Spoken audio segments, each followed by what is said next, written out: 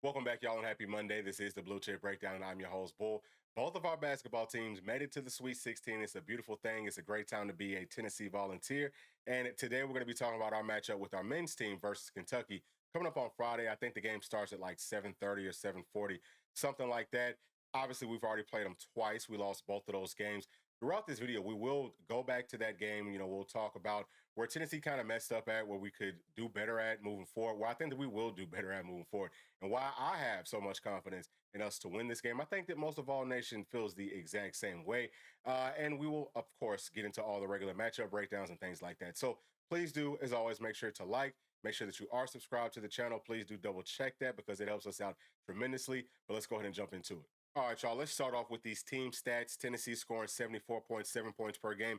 Kentucky scoring 85.3. As far as the defense, Tennessee's holding teams to 63 points. Kentucky's holding teams to 77.3. Now, just looking at this, there are definitely some opportunities. Now, I'm going to tell you this right here, right now.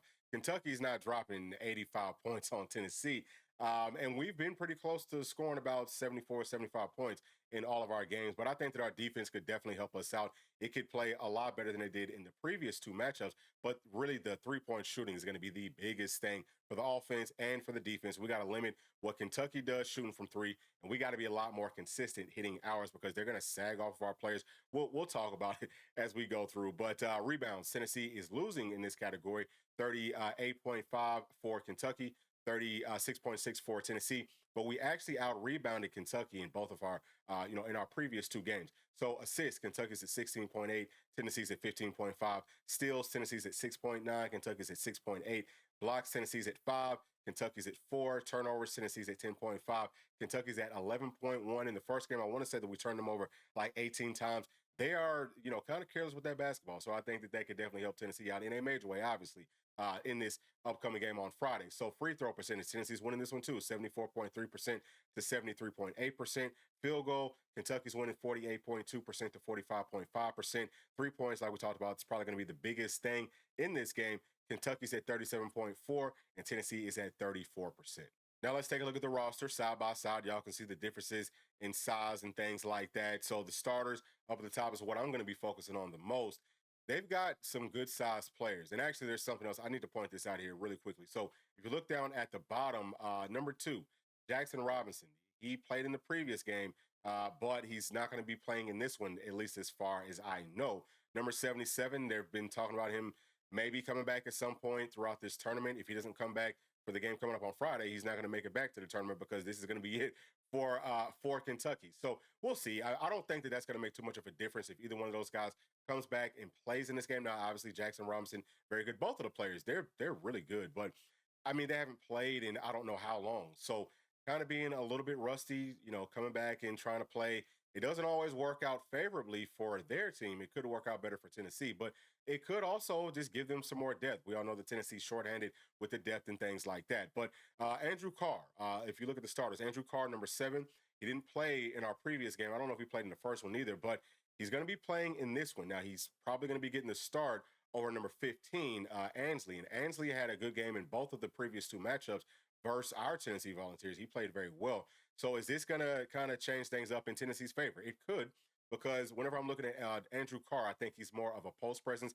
He can definitely shoot. All their guys can shoot. But with him being kind of more of that post guy and not as good shooting three as number 15, Ansley, I think that Ansley is at like 43%. And Andrew Carr is at like 34%. It's something like that. And I'm talking about just shooting threes.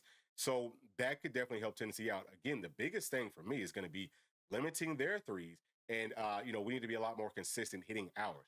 So outside of that, I want to see ZZ take better care of the basketball, number 1. He's a really good player, and he tends to turn ZZ over. If you think back to our most recent matchup, the opening, as soon as the opening tip-off, ZZ gets it, and he's kind of careless. Number 1 turns him over. We had, I think, 9 turnovers in that game. It feels like almost all of them came like in the first few minutes of that game. So we just got to come out locked in, focused. ZZ should be fine right there. Something else that I'll point out here really quickly is that ZZ will man up on number 1, but I've also noticed that they kind of like float him in some different areas. He's almost just like an extra man that just kind of like roams. So we'll see, does Coach Barnes want to stick to that game plan, or does he really want ZZ to kind of match up and stick to his guy? I feel like that's part of the reason that they had so many open looks from 3, is because ZZ's, he was kind of like floating around. Maybe he was just getting lost. I mean, I could be off on that. Maybe he was just getting lost. But all of our guys have to lock in. We can't just get lost playing defense. We got to lock in on defense in a very, very major way. Outside of that, Chaz, I think he was getting guarded by Kobe Brea. Kobe Brea is a really good shooter. Obviously, so is Chaz. So that'll be a kind of, good back and forth head-to-head matchup. Meshack, we all know that he's going to play very well. He's not going to have to stick Jackson Robinson in this game, okay? It's going to be going up against number 00. He's also really good. He had a good game versus Tennessee. I think the previous one might have been in that first one. Either way, we will take a look at those stats here in just a minute. But just looking at the sizes, they are bigger than Tennessee is. That's just what it is. But it doesn't. I don't know if that's going to make that much of a difference in this one. I don't think the Tennessee's lost because of size in this game. I think it's been more because we just haven't closed out on shooters as much, and we've just done a terrible job shooting. And speaking of which, let's talk about the points for each team. ZZ's at 13.7 points per game at this point in the season. Number 1, he's at 11.1 points per game. Chaz is at 18.1. 00, he's at 16.3. Again, he's a really good player. Really, all their guys, they can get to the basket. Pretty much all of them can shoot, except for number 22. He's not going to shoot any. I've never seen him shoot any three, but I guess maybe he probably can. That's not going to be too much of a problem because Felix, I think that he kind of struggles a little bit more having to guard guys that can really shoot from the outside. But Felix did really good versus 22, I think, in our most recent matchup. So I feel fine there. And I'm just talking about did good as far as limiting his points. But Felix definitely needs to step up. Actually, Iggy, he's going to be, I think, one of the X factors in this game because he played great in both of the first two matchups, right? He played very well. This could be his get right game. This could be him getting back to the point that we need for him to play at, because I think everybody else on Tennessee's team understands what their role is. Like, they know what they're supposed to do. They know what they're good at. They're playing with a lot of confidence. Iggy's the one that we really need to step up in the biggest way. And Felix, you could say kind of like the same thing, but it's not on the same level as where Iggy's at. So we'll watch out for that. Also, how is he going to match up versus number 7? Because it's going to be a different look than what he's seen in the previous two matchups. So that could also play a little bit of a different role. But like I said, I think that does play into Tennessee's hands. Coming off of the bench, Jordan Gainey, I think he's going to have a much better game. Didn't play great in the first two matchups. You see right here, he's averaging 11.3 points per game. He was held under that average in both of the previous two matchups. So I think that he's going to overcome that. That's going to help Tennessee out in a very major way. And you're seeing some of their guys coming off the bench. Not a whole lot of scoring prowess necessarily from these guys. But like we said, 15, only averaging 5.4 points per game. He was like doubling that up in the previous two matchups. So we'll see what happens there. Brandon Garrison, he's another one. He can shoot. All these guys, they can pretty much all shoot again, pretty much outside of number 22. And these are the rest of Kentucky stats over the course of the year. Y'all can see their team leaders up at the top. Of course, this is from ESPN. I always like to look and see how is the other team's guards rebounding. And they're on par with Tennessee's, 4.7 up at the top. 3.5, 3.2, 2.7. So they're all right around 3 to 4 rebounds. That's where Tennessee's at. So again, Tennessee did out-rebound him in the previous two matchups. Will it be the same in this one? That might be a strong point of emphasis for them, right? Like, they might come in and say, hey, look, we got to go out and get more rebounds to make sure that we can win. But, if they're able to win without it, I don't know. I don't know if it's going to be that strong for them. Either way, just looking at all the rest of the stats, you can see they've got a lot of guys that can definitely shoot threes. They can shoot free throws, all of that. We, kind of paid attention to it. But let's also look at some of the just like totals, so you can see just how much they are shooting threes and things like that. And we can also take a look at where Tennessee's at, right? So now you're looking at Tennessee. You can see how things differ, right? Obviously, Chaz, and who now is the leader in single season three-pointers for Tennessee. So that's huge, man. He actually passed DK, but he shoots a whole lot of threes. And you can also just like look at the rest of the stats, how that matches up. Rebounding, like we said, our guards are going to be somewhere between 3 to 4 rebounds, every single one of them. It's going to be a fight. It's not going to be an easy game, I don't think, but I would still say, honestly speaking, I feel like Tennessee could actually win this one by about 10 points. That's where I'm at with it. But I want to also take a look at how the previous two matchups looked as far as the box scores and things like that. And we're going to start off with the first game. We lost it 78-73. The game was in Lexington. And I want to take a look first at some of the big picture stats. So I'm going to scroll this up so that we can see it for both teams. Just like looking at the team stats. So number one, if you look at field goals, Kentucky shot 50, they made 25, 50% from the field. Tennessee shot 72 times. We only hit 25 of them, about 35% from the field. Now, like we touched on several times, the 3 points is where these games really got lost at. In the first one, Kentucky shot 24, they made 12. It's actually going to be the exact same number for the second game. 50% from three. It's hard to beat teams whenever they're shooting 50% from three, but it's even harder to do it whenever you shoot 45 threes and you only make 11 of them. That's 24%. That's horrible. We shot way too many threes in that game. Now, part of the reason for that is Kentucky, they're going to play Chaz really close. Okay, they're going to play him tight. They're going to close out on him. But everybody else, they kind of sag off of. It's like they're daring Tennessee to shoot those threes, and that's why we took so many of those open looks. And in the second game, we do a lot better job of not taking as many threes. We'll take a look at that here in just a minute. But free throws, okay? They shot 24. They made 16 of them. That's about 67%.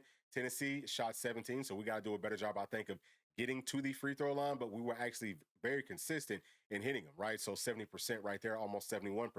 Rebounding, Tennessee had 41. Kentucky had 38. As far as the offensive rebounds, we held them to 8. We had 18. That's really big. And we had 23 on defense. They had 30 on defense.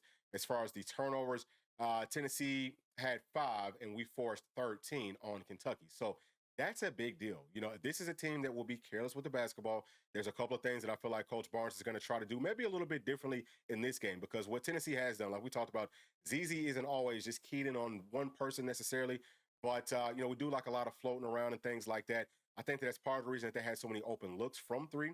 But I think that Tennessee could maybe say, hey, don't play the man as much whenever we're closing out, because, you know, Kentucky kind of killed us either, you know, feeding the ball down to the paint off of some pick and rolls, or just, you know, feeding it straight down there, or, you know, driving, dishing out. Like, they would work that post area some sort of a way and dish out and have people wide open, because Tennessee had to overhelp.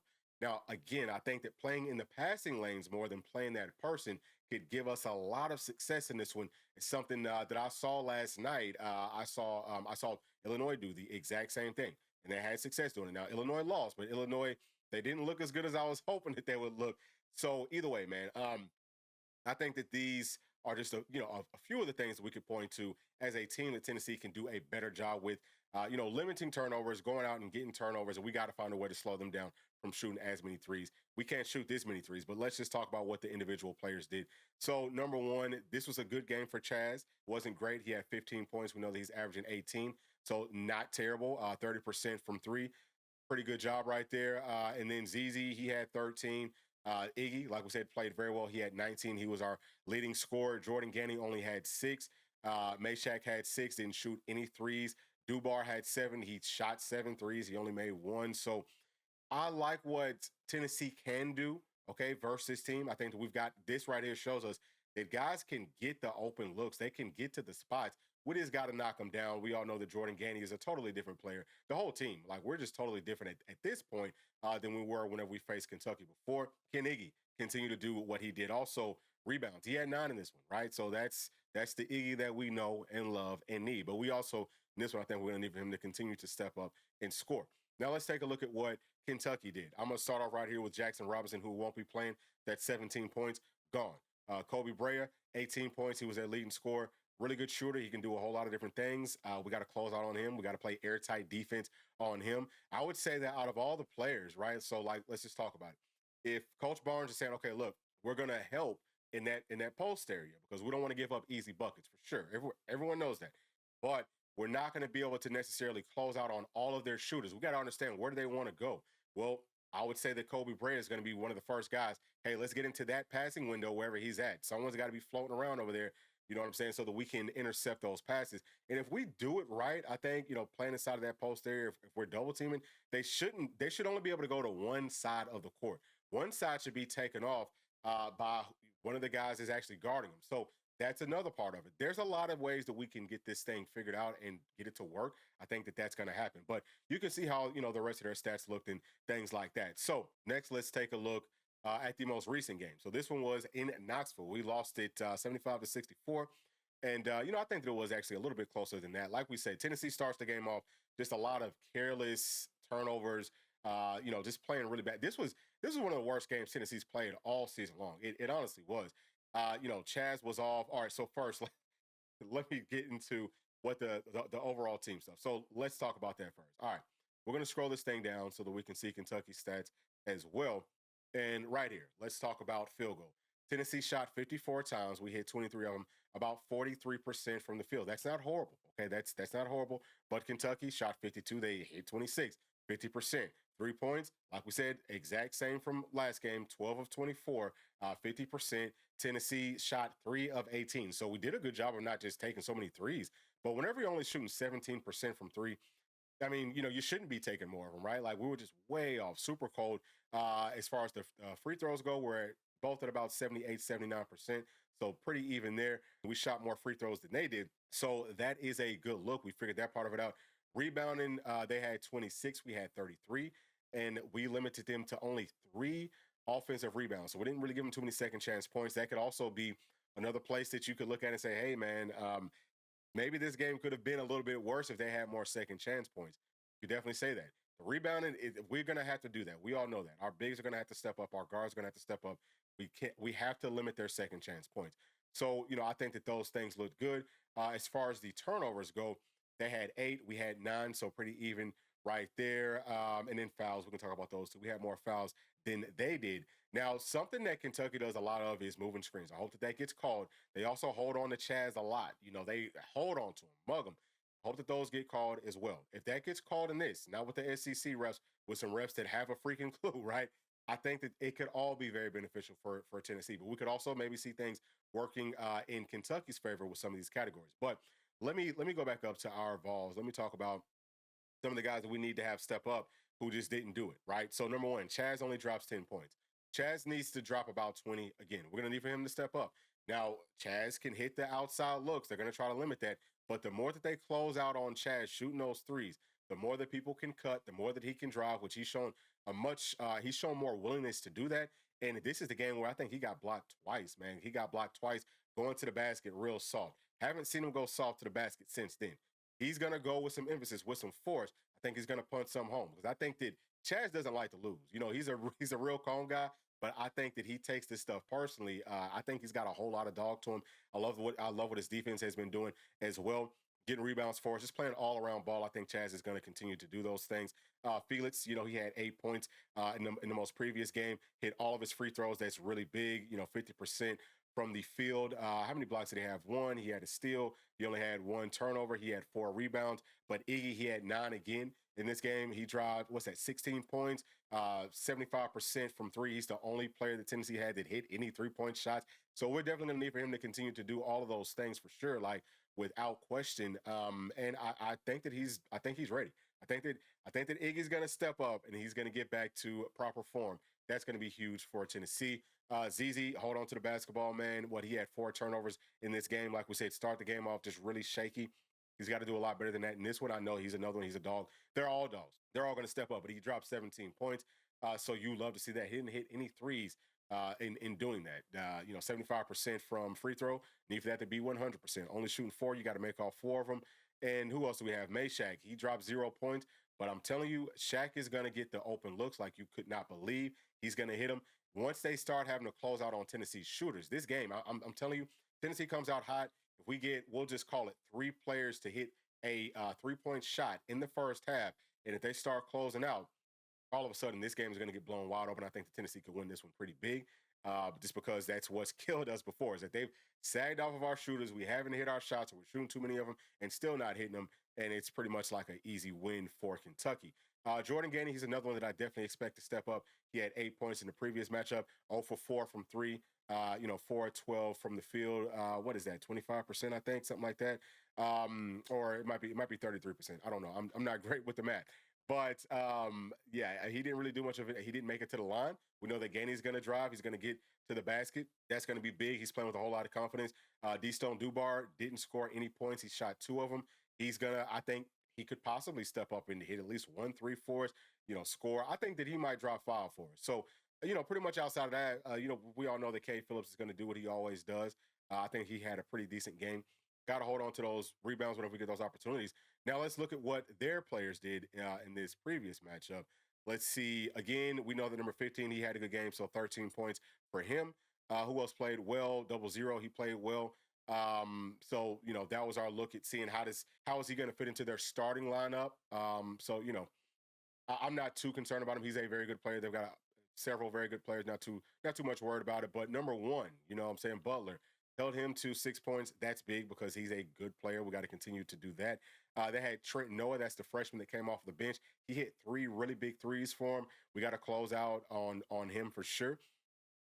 Again, I would say play those passing lanes, man. Let's try to get some interceptions and things like that. So rebounding, let me look. 22? He only had 3 rebounds in that game. Actually, shoot, man, their highest or their leading rebounder was 00 at guard. So our bigs did some nice things down there. It is going to be a little bit of a different thing. Like we said, Carr is probably going to be getting the start in this game. Looks like he actually played some in that previous matchup. So I might have been off on that if I said that he didn't play. He actually did play, but he didn't start. So maybe he doesn't start again for this one, or I don't know. I think he's been starting for the past, few games. So we will see. I mean, there's a lot of interesting things, but just overall, y'all, I feel good about this matchup. I don't think that you can beat a team that's as good as Tennessee 3 times. Our defense is going to step up. You know what I'm saying? It's going to step up in a very major way. Offense has got to step up huge too. We only dropped 64 points in this game. But I think that we will get up to about 80. I think that we'll hold Kentucky to about 70. So I typically don't pick the point spread and all that. I don't know exactly what it is. But I think that we can and probably will win this one by about 10 points. That's how I'm going to lay it out. So those are my thoughts. Please share yours with me down in the comments section. And as always, please do make sure to like and subscribe to the channel. We'll see y'all on the next one. Thanks. Peace.